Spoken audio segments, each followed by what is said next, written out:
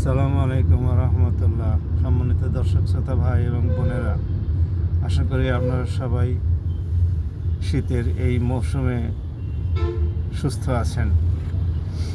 আমি আপনাদের সামনে এখন ভারত বাংলাদেশের রাজনৈতিক সম্পর্ক নিয়ে দু একটি কথা বলতে চাই।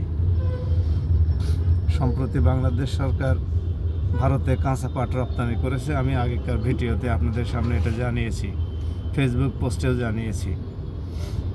সম্প্রতি বাংলাদেশের ক্রিকেটার মুস্তাফিজকে আইপিএলে টি-20 ম্যাচে খেলতে যাওয়ার চুক্তি করার পরেও চুক্তি বাতিল করেছে। একপাক্ষিকভাবেই ভারত চুক্তি বাতিল করেছে। প্রতিবাদে ভারত সরকার আইপিএলের খেলা ভারতে অনুষ্ঠিত না হয়ে শ্রীলঙ্কায় অনুষ্ঠানের জন্য চিঠি পাঠিয়েছে।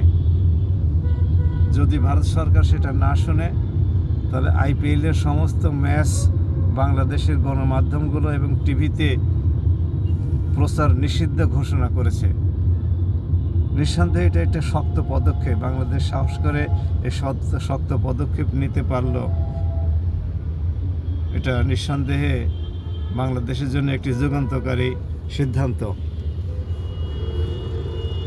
সেই সঙ্গে কাঁচা পাট রপ্তানি বন্ধ করার সঙ্গে সঙ্গে ভারত থেকে আবার 50,000 টন চাল আমদানির চুক্তিও কিন্তু করে ফেলেছে। এটা সত্যি।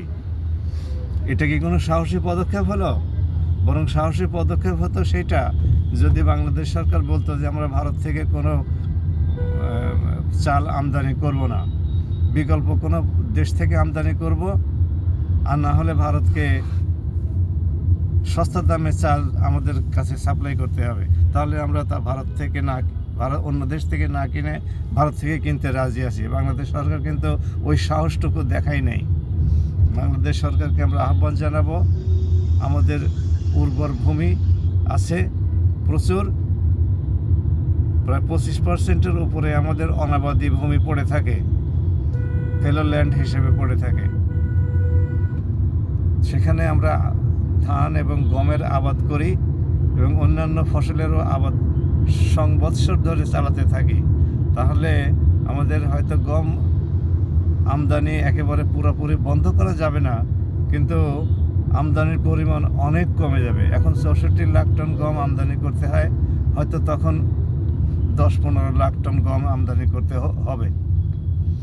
ঠিক অনুরূপভাবে চাল আমদানি আমরা বাড়াই, যাতে করে চালের জন্য আমাদের ভারতের উপরে এককভাবে নির্ভরশীল থাকতে না হয়, অথবা বিকল্প পন্থা উদ্ভাবন করি। এগুলোই হবে সাহসী পদক্ষেপ। এছাড়া পেঁয়াজ, আদা, রসুন এগুলোর আমদানি আমরা নিষিদ্ধ ঘোষণা করি। তাহলে মানুষ, যেমন গরু ভারত রপ্তানি না করার কারণে বাংলাদেশ এখন গরুর রপ্তানিতে স্বয়ংসম্পূর্ণ, এবং অদূর ভবিষ্যতে এই উদ্যোগ চলতে থাকলে বাংলাদেশ বিদেশি মাংস রপ্তানি পর্যন্ত করতে সক্ষম হবে। ভারতীয় গরু আমদানি আমাদেরও নিষিদ্ধ ঘোষণা করা উচিত, যে কেউ ভারতীয় গরু আমদানি করলে তার বিরুদ্ধে শাস্তিমূলক ব্যবস্থা গ্রহণ করা হবে কঠোরভাবে। এগুলো হতো বাংলাদেশের সরকারের সাহসী ভূমিকা। বাংলাদেশ সরকার সেটা না করে বরং আরও চাল আমদানির ব্যবস্থা করলো। 50,000 টন চাল আমদানি করলো। গম কত লক্ষ টন আমদানি করবে তার হিসাব কে রাখে? অন্যান্য গার্মেন্টসের কেমিক্যাল সামগ্রী, তুলা, এগুলো আমদানি বাড়িয়েছে কিনা তাই বা কে খবর আমরা রাখি? এ সম্পর্কে সরকার তরফ থেকে কোনো স্ট্যাটিস্টিক্সও পাওয়া যায় না। কাজেই আসুন আমরা আমাদের দেশকে শুধুমাত্র ভারতীয় আগ্রাসন থেকে